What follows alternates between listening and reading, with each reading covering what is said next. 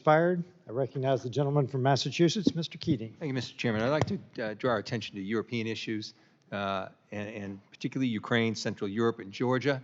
There's been a lot of comment and critique of the administration today, on issues to Ukraine in particular.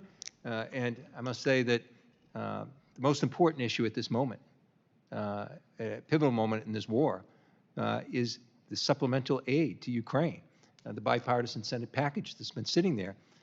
Without that, Ukraine could lose this war, and we'd be fighting a new front under Article 5 with American troops on the ground. And the name, there's one person holding this up, and he's not in the administration. His name is Speaker Johnson. One person is holding this up, holding it up from, I think, support maybe upwards of 300 members of Congress to support this. So when we're talking about critiques and trying to be critical, let's start with the obvious. We're sitting here today at this moment in history that's so pivotal, and one person is holding it up. Not a very democratic action when 300 members, I believe, of Congress want to vote for that. With Ukraine, I'll go through all three, Administrator, and see to give you enough time. But it's important to know some of the funding that's there from the United States and how important some of our loans are and how it would affect the financial standing of Ukraine, the ability to do the kind of things you talked about economically and survive, with the financial standing with the IMF and the World Bank, without those loans, and how important that is. Secondly, with Central Europe, I want to just commend you on the work for the very small amount of money that's there. This is a hybrid war with Russia.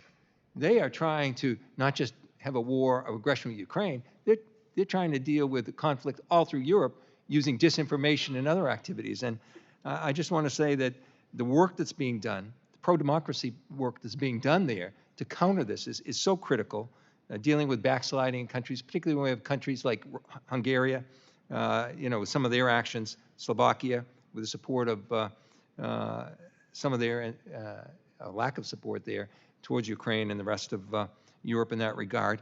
And let me finally deal with Georgia, where the Georgian Dream leaders have announced legislation which mirrors Russia's restrictive and repressive foreign agent law, and announced legislation that would crack down on freedom of expression, similar to the Russian foreign agent law that's crippling journalism and a free press.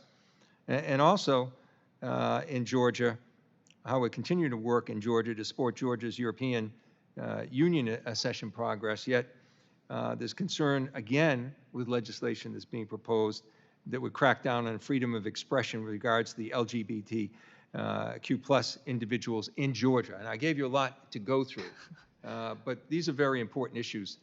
So if you could take the rest of the time to address those issues. Thank you. Well, thank you for mentioning all of them. On Ukraine, I've said this before in the context of humanitarian assistance, but I really want to stress that the word supplemental is a misnomer, because we moved our base assistance to Ukraine into supplementals, rightly or wrongly. You all make the rules up here and write the bills. It was incredibly generous infusion of support, deserved, of course, by these incredibly courageous and resilient people.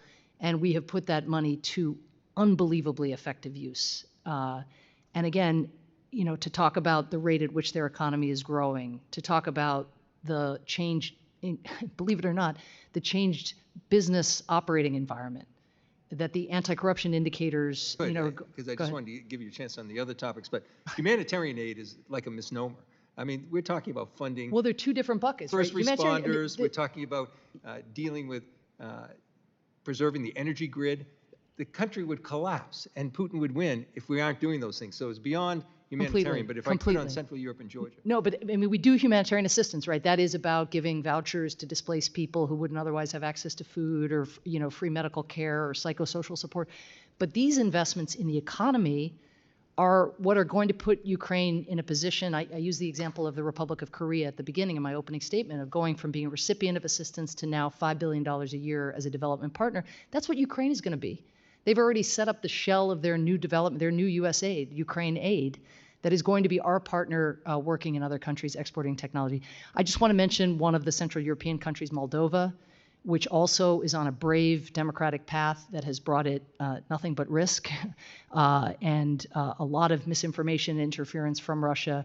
But they are working to render their economy, to turn their economy to the West, to fight corruption, to enhance tech and other skills in their young people so more people stay in Moldova.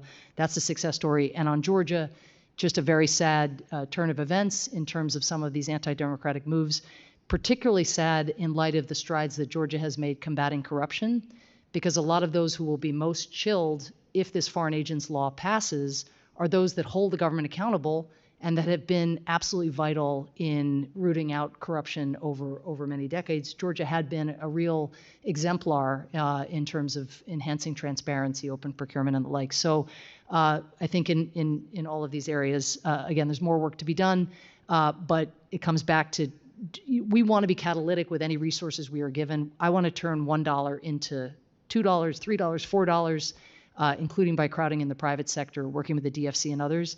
But we do need these foundational resources, and our Ukraine bilateral assistance that supports energy, agriculture, the economy, the tech sector, and the anti-corruption efforts live within the development assistance bucket that is in the supplemental. So without that supplemental, that work will not be able to continue as it has. Gentleman's time is expired.